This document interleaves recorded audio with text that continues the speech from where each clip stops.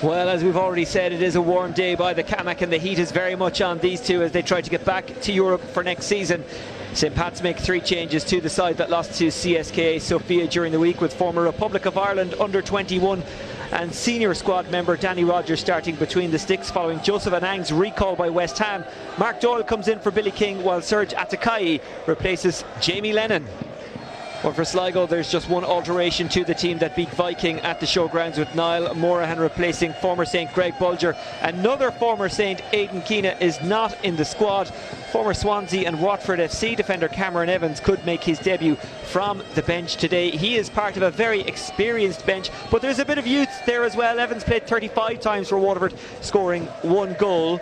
Of course, he came through Swansea as well. They've got Carl Sullivan and Mark Byrne to call on from the bench as well. Sends it down the park. Brockbank intercepts. Fitzgerald, we know he's got pace. He's been chased down by 2. Fitzgerald, it's a good save. And that's important for Rogers to get a touch like that early on. Yeah, Max Mata does really well for Sligo. He goes and nicks the ball and he sends Borton down the line. And Borton, as he comes into the 18-yard box here, I'm thinking to just drive, and he just takes a misstep here. He recovers well and gets a decent shot, but that's a good save from Daniel Rogers to be happy with. Just a little bit too much on the chip back rather than the pull back, and Redmond tidies it up. And now St Patrick's Athletic through Mark Doyle will go on the counter attack. Owen Doyle, the former Sligo Rovers man, is up top. In behind for Serge Atakai. It's a good save. Yeah, I think it's actually really good defending. I think it's Lewis Bank gets over and gets a deflection, whereas when Serge gets played in behind, I think he actually tries to find Doyle at the back post, but I think it just gets cut out. You see Serge here doesn't try and shoot, just gets deflected into the goalkeeper's path. He was desperately unlucky to have had a penalty awarded against him on Thursday night. I think it's generally accepted since that it, in no way, shape or form should it have been it wasn't a penalty basically. Doyle, there's a bit of confusion here. Atakai is in. Atakai! Well, what a mess up from Sligo Rovers. Doyle with a hopeful ball through. They absolutely made a complete dog's dinner of it in defence, Sligo. Atakai took advantage.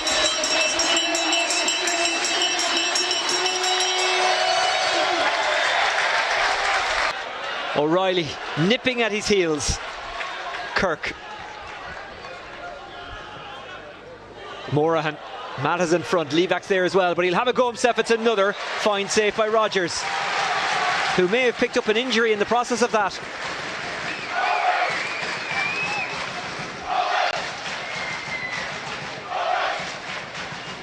Yeah, Moran gets in a great little position here. You know what he's going to do. As soon as he takes his first touch, he's thinking, I'm going to strike this. It's a decent save.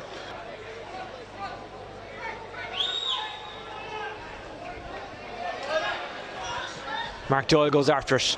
Burton and him throwing themselves into the tackle, and then Kirk gets a head knock. Play will have to stop. A card is coming, but what's the colour? It's red. Very dangerous play, to be fair. In real time, without seeing the benefit of a replay just yet, I thought it was very, very dangerous play.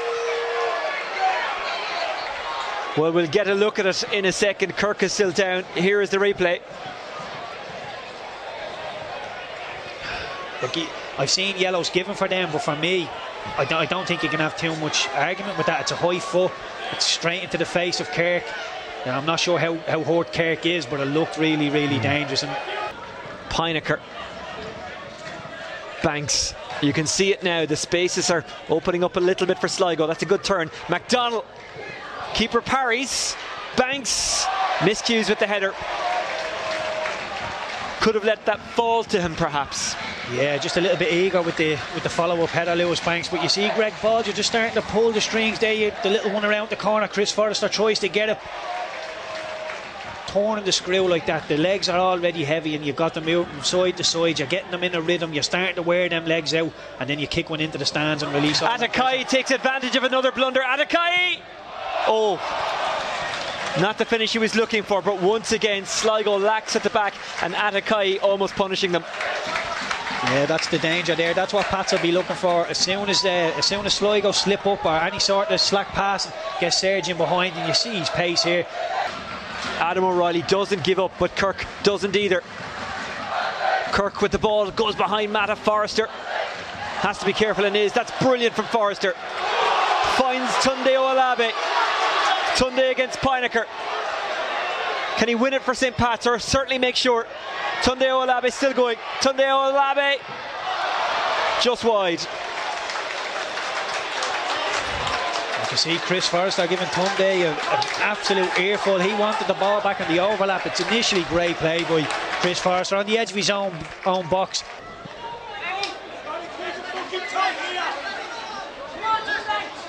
Tunde Olabe chasing again, fouling Banks, but that's a clever foul.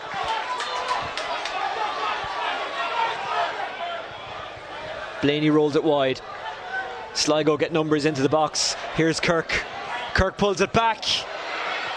It's a great save from Rodgers, and Forrester makes sure that they don't score on the second attempt. He went in and diverted it out for a corner. Yeah, great team defending. You see Rodgers makes a save. Chris Forrester ends up hacking it out for a goal, for a corner kick to Sligo, but needs must. You see this, he closes the angle, comes out, Forrester wins the second ball. 1 or 2 chances, most notably probably the Lewis Banks header, I think was the biggest chance, but on the whole I think Pat's probably just shaded and only slightly deserved it.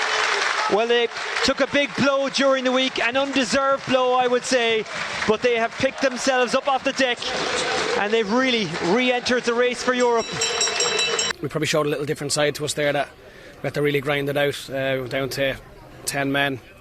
Mark Doyle's got sent off twice in his last 3 games, and he's the most honest kid and never makes a bad tackle in his career, so it's just one of them ones that obviously Paddy Kirk's gone in and nicked it, and Rick's tried to flick it above him and caught him in the head, so it was unfortunate, but I thought the reaction after that and the work rate of the lads, especially after Thursday night's performance and energy zapping atmosphere that they had, so no, we were really happy with the performance and absolutely delighted with the win.